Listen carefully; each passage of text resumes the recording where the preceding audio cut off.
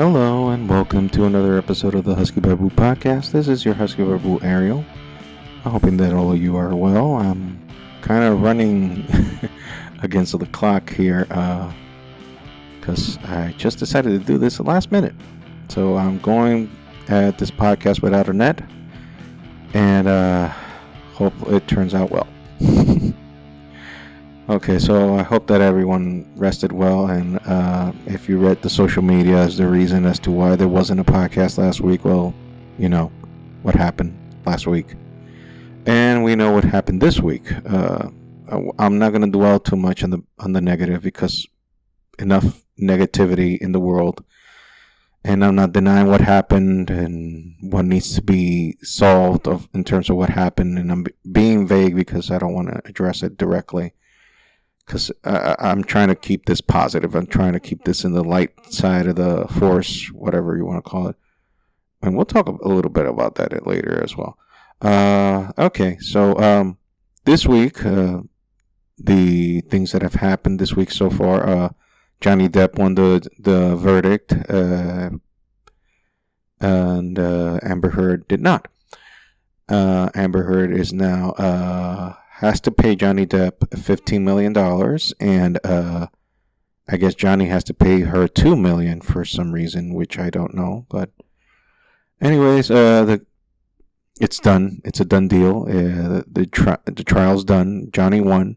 Hopefully, he'll get some restitution in terms of the damages that this false accusations against him have been placed, and it seems that I would have to be Team Johnny because I'm a dude and I have a Johnson between my legs, and therefore automatically I have to be in Johnny's team.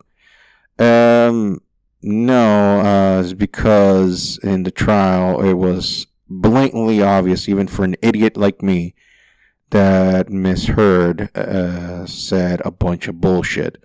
She was living tax-free in bullshit city and was trying to sell the bullshit at premium pricing, and people did not buy that bullshit and awarded Johnny, because although Johnny may not be a perfect human being, he was innocent of the bullshit that this woman was trying to sell in terms of what he did to her, quote unquote.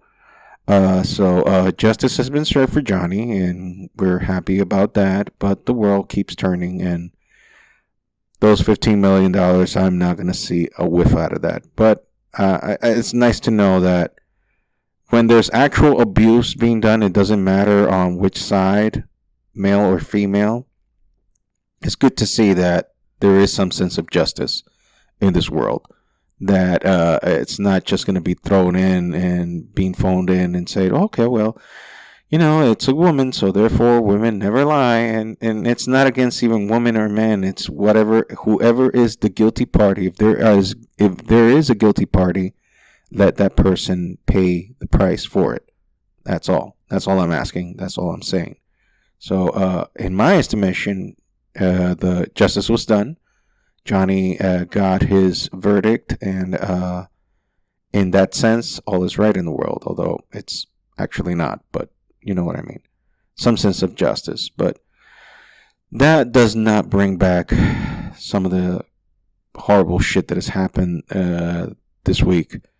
And, well, we're not going to deal with that much. And this week also was released the last ever Norm Macdonald special, which we talked about, that was discovered a few weeks ago, or was made public a few weeks ago, that Norm Macdonald, the late great Norm Macdonald, recorded back in 2020 in his living room, and he did a comedy special just to leave it, as a testimonial, his last living will and testament in the comedy world, his last hurrah, his last goodbye. And I haven't seen it yet, but what I've been told, that is Norm being Norm, which translated means great, because Norm had that dry wit of his and that dry humor of his, and I'm curious to see that special. So hopefully I'll be able to see that special very soon. And I know I'm very late in the Star Wars game, but I just saw the first episode of Obi Wan Kenobi.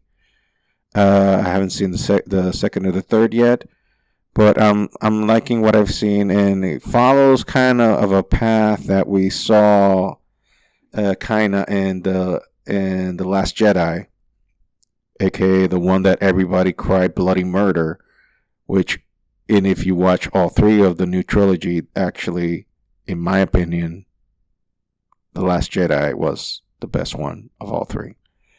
Don't hate me, but it's true.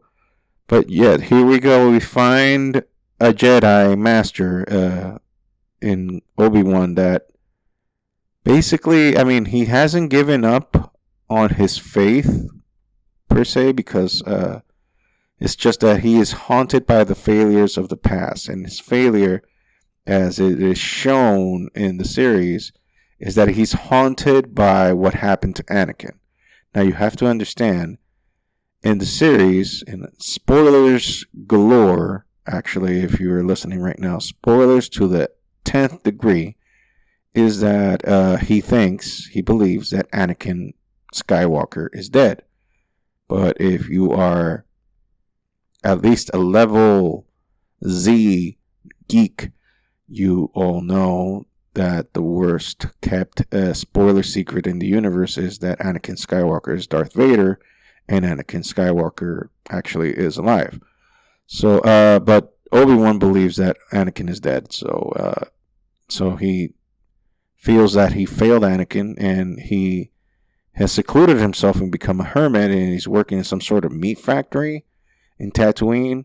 He keeps a watching eye over Luke from afar.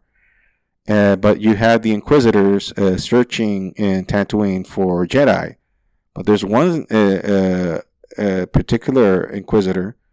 Her name she's referenced as the Third Sister, if memory serves me well, which it doesn't serve me well that much. But let's say that, yeah, that's her name, the Third Sister.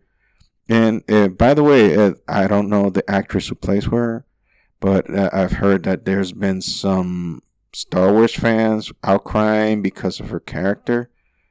And makes me wonder, like, why? Because she's black? What the hell does that have to do with anything? What the hell has to do with her skin tone about her performance? Like, oh, is this something about pushing? Do you think that they're pushing an agenda? I mean, what does it matter? Her skin color. It's a person and playing a character. I really don't get that. I really don't. I really don't get that. Yeah, I really don't. So anyway, so there's been some pushback allegedly regarding her character. I don't understand that. I really don't. Because just enjoy the story. I mean, value it for what it is. Don't value it just because, because there's a gay character or there's a black character or whatever. Look, I don't own the property. I don't own Disney. There's things that I really don't like being shoved down my throat, but I don't have problems with characters being gay, black, white, Asian, Latino. I don't have a problem with any of that. This is just characters and people playing roles and earning money, making a living out of playing pretend. What's the big deal about that? I don't know. I don't understand it. So if you don't like something, okay, you have the right to not like it, but to pull the race card, really? This is 2020, isn't it? I mean, I find that ridiculous. But anyway, like, you want to hate a show, hate it for the bad writing. Hate it for the bad character development. But for race things, I don't know. That's kind of stupid, in my opinion. But anyway. So, yeah, apparently Obi-Wan doesn't want to be using the Force. He wants to, like, deeply... Like, he still is trying to commune with the Force, but he's actively, because, Jedi were extinct at that time of the series, which, by the way, is, like, set 10 years after Revenge of the Sith. And in the series, we get in that episode, we get to see Luke from afar, and we get to see Leia in Alderaan. R.I.P. Alderaan, planet that was destroyed in our time in story, like over 40 years ago. And but in Leia's time, since we have the magic of telling these stories in whatever time frame, Leia is a child. And long story short, Leia is kidnapped. And it was by the order of the third sister. Apparently, she's trying to smoke out Obi Wan for some reason. I haven't gotten to episode 2 or 3, so if you already know what happens in episode 2 or 3, my apologies. I haven't gotten that far. I have things to do. I have stuff to do. I'm just busy. Anyway, so she gets kidnapped, and Bail Organa calls out Obi-Wan, like, yo, you my dude from the old days, and I think that you are the man for the job to please rescue Leia. Obi-Wan's like, nah, I don't do that shit no more. I'm not that G anymore. I'm not that guy anymore. Yeah, you can call someone else to do that job, because my job here is to protect the kid, the boy. I'm here to be his protector from afar. You can call someone else to do this, and I don't do that shit no more. I'm not the same guy that you met 10 years ago. But Bail Organa showed up at Obi-Wan's house, and he was like, no, motherfucker, you gonna go and search for this goddamn kid, because you know she is as valuable as that boy. So don't be getting your priorities fucked up because you think that the boy is important. No, the girl is important too, because you know who their mama and their daddy is. So shut the fuck up, swallow your goddamn fucking pride, and go get that fucking kid.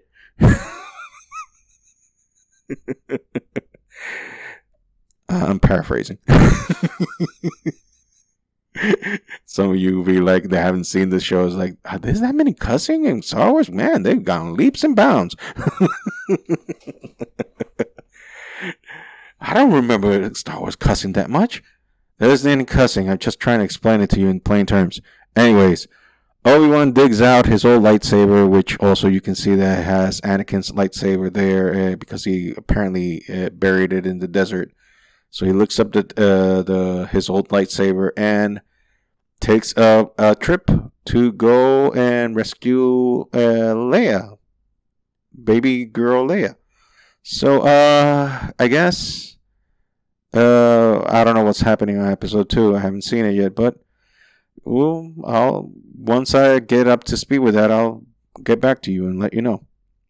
So yeah, that was episode 1 of Obi Wan Kenobi. And I liked it. Good storytelling. And again, I don't see why the complaints about the actress who's playing the third sister of the Inquisitors. I don't get that. It's like, really, this is the day that we talk about this kind of shit? We still talking about this kind of bullshit?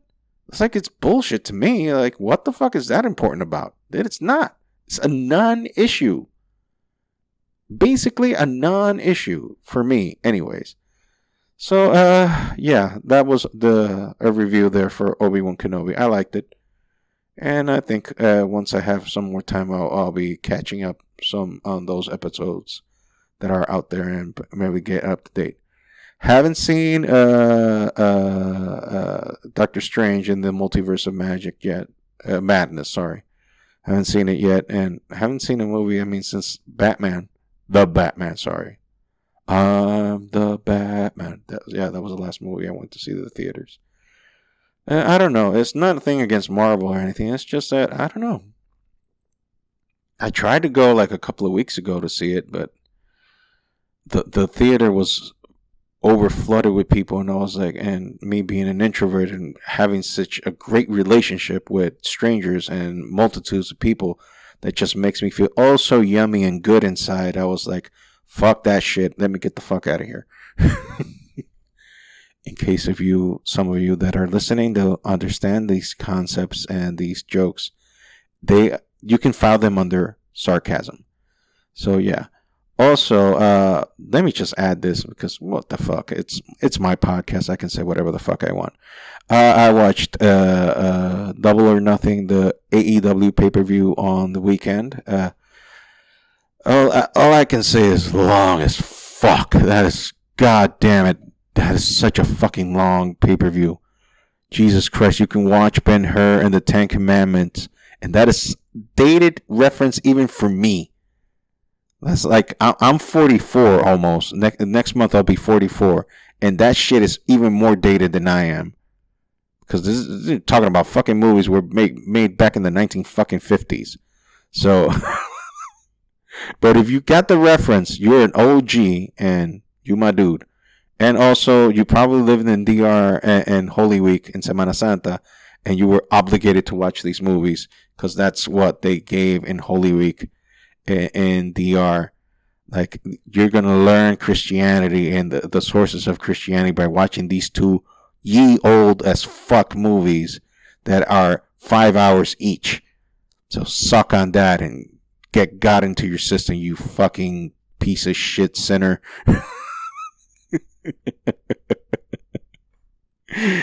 Anyway, so like I'm not gonna do a full review of Double or Nothing because, as I stated before, long as motherfucking fuck. But I will say the main thing about AEW is like pure inside shit that probably nobody gives a fuck about, but I'll say it anyways. It's like the main thing that is going on in AEW is that they're kind of, in my estimation, rehashing an old angle that CM Punk did back in WWE back in 2011 when he did the whole pipe bomb spiel, and then he won the WWE title and ran away and disappeared for almost like a month, or no, less than a month, like maybe 15 days.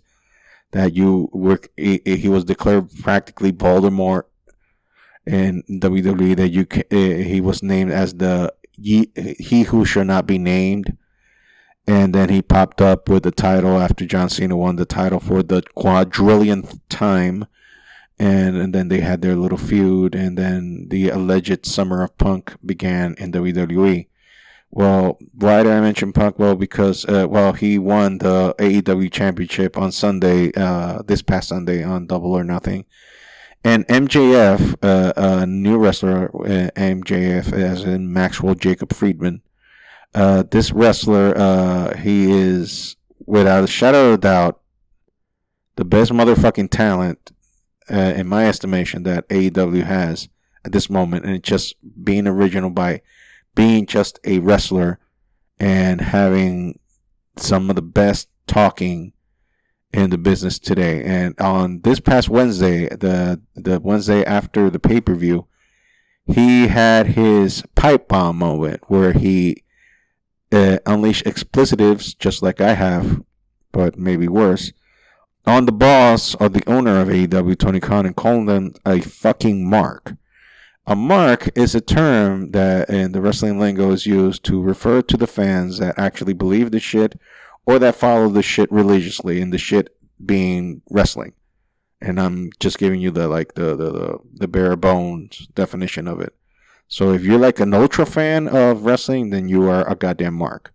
Then they have the other shit that is called smart marks, which is like practically an oxymoron because it's basically the same thing as a mark, but a mark that knows the inside, quote unquote, of the business. And I guess you can put me into that group because we read the dirt sheets or the I have to control myself. The wrestling journalists that report on wrestling. And this weekend, I mean, it was just chef's kiss on all the fucking news that was reported on ye old Maxwell Jacob Friedman. They were reporting in like, oh, he bought a plane to go back to New Jersey when he was in Vegas because the pay-per-view was in Vegas, and he no-showed, which actually he did no-show us a meet and greet for AEW that they had on Saturday. He no-showed that, and then there was rumors that he wasn't going to make the pay-per-view, he wasn't going to show up, but he actually did show up on the pay-per-view to conclude a 2-year-old a program with the guy who used to be his bodyguard, Wardlow. I know this is very intriguing stuff, and I have to give you all the information in order to understand what's going on. And then after that, allegedly he was going to leave, but no, they talked to him, and then next thing you know, that they gave him time to speak in the microphone on Wednesday, and he just obliterated verbally the owner of AEW, called him a fucking mark, called him to pay him his goddamn fucking money, and basically airing all his grievances. Now, the rule of thumb in wrestling is that 9 times out of 10, if it's on TV, it's a work. What is a work? That they're working you. That means it is fake. It's pre-planned to go exactly that way, but it is structured in a way that is making you think that it's real, but it's not. A shoot in wrestling terms is when it's real, when it's actually for real. So, and these type of promos, I apologize, I called it a promo, pipe bomb, because a promo implies that you're actually promoting something. In this case, he didn't promote anything. He's just airing his grievances. So we call this a pipe bomb, by what CM Punk did 11 years ago.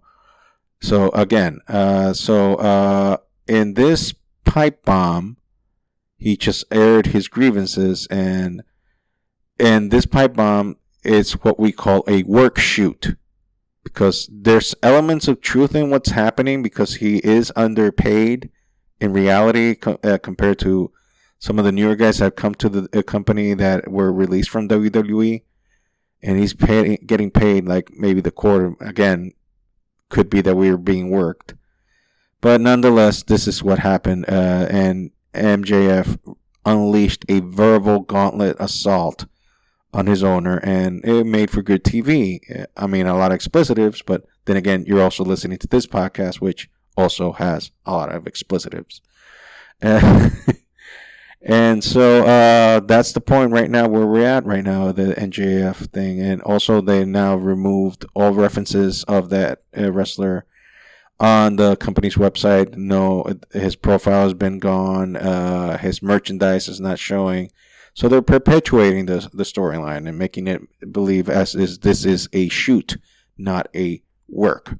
But you've been down the road in wrestling as far as I have been, who have been watching wrestling since, well, I don't know, 1982, I guess. So yeah, when you've been watching wrestling for 40 fucking years, you pretty much, you tend to learn how to read the room, to say the very least. Okay. So, maybe you guys want me to talk about, like, my religious experience? No, well, if you want me to talk about my religious experience, yeah, still going through it. I'll give you the short version of that. Still going through it, and still going to church, still reading the Word, the book, and I'm actually praying to God. And you're like, okay, after all that shit you just talked about right now, talking about shit, fuck, and all that cursing, and now you're going to talk to me about God? What kind of a fucking hypocrite are you? The one that's sincere about it, I guess. I never said I was perfect. I never said that I'm a whole. But I'm following this because it's what makes sense to me, and the life experiences that I've had has pushed me to this direction. Believe me, I've tried to run away from this as much as humanly possible. I have tried my hardest, my damnedest, to run away from this, and yet here I am. Here I am still doing this, speaking of this, talking about this, because I can't, as far as I can run away from the whole God thing, I just end up once again there. And I can ignore it, or I can just embrace it, and I am embracing it. And there's done some stuff or shit in me that needs to be fixed. Obviously, the language is part of it. Also, my temper and a plethora of other things. But be that as it may, that doesn't mean that God closes the door on you. At least that's what I don't believe in that he closes the door on you. I believe that he'll take you as is and then clean you up and dust you off from there. So that's where I am. I guess I'm being cleaned up and dusted off because God took me as is. He hasn't separated from me. He hasn't left my side. That's how I feel anyway. And I felt, especially going to this church that I'm going now, which also, by the way, accepts people as is. No questions, no ifs or buts, or like, well, you're not holy enough for our group. No, they'll just take you in because guess what? They're fucked up as much as you are. And they acknowledge it and they accept it and they know that, like, you know what? We got issues and God is cleaning us up and let's help each other by talking about him and let's try to help each other. And that's the type of environment that I am going now. And that sounds like a good church to me if I were an outsider. And that's why I'm thankfully being there now for over a month. And I feel happy there. And I decided to share that information publicly because it's what I'm going through. And once again, this is my podcast. I can say whatever the fuck I want. All that God talking, I had to fuck it up right in the end, didn't I? Okay, well, sorry. But then again, this is me. What you see is what you get. Or in this case, what you hear is what you get. Because you're not seeing me, thank God. Anyway, let's wrap this up. Follow our website. You can check our website, thehuskybybootpod.com, where you can see all the past episodes of the podcast and also the links where you can get the podcast from anywhere that you get your podcast from. You can also follow the podcast on social media, which is Husky by Boop, at Husky by Boop Pod, both on Instagram and Twitter. And you can also follow me on my social media, my direct social media, which is at that Ariel Duran, Instagram, Twitter. Follow me there. I occasionally tweet something, now occasionally show something. I actually drew something in this past weekend. Something that made my wife question stuff about why did I draw that, and I was like, well, I just draw. It just comes out of me. You're trying to be Sigmund Freud on me all of a sudden. I don't know. There are other stuff that I wish I could share, but I'll leave it there. Anyway, so this has been the Husky Bible Podcast. This has been Ariel, and I'm hoping that all of you are well. Also, I just want to mention this real quick. There is a teepublic store that I have. I guess I'll put the link somewhere in the description, I guess. Buy some stuff. I mean, if you don't like some of the t-shirts that are there, that's fine. I know the t-shirts are kind of a little expensive. Maybe there is a special running. I don't know. I haven't checked that shit in a while. But you can buy stickers for your, like, whatever the fuck you want to put it on. Or whatever the fuck. I mean, we got cell phone covers, whatever. I mean, there's stuff there for, like, that you can buy and help a brother out, because it would be nice to actually earn a living out of your art. It would be nice. I don't know what that feels like because I've never experienced that, but it would be nice to experience what is earning a living out of your art. That would be awesome. So, if you feel like it, you're not obligated to. Go check that teepublic store where yours truly has some merch there. T-shirts, stickers, and other stuff that you can find there that probably will be of your liking. Anyways, once again, this has been the Husky Bible Podcast. This has been Ariel. Take care and have a great weekend, y'all. Take care. Bye.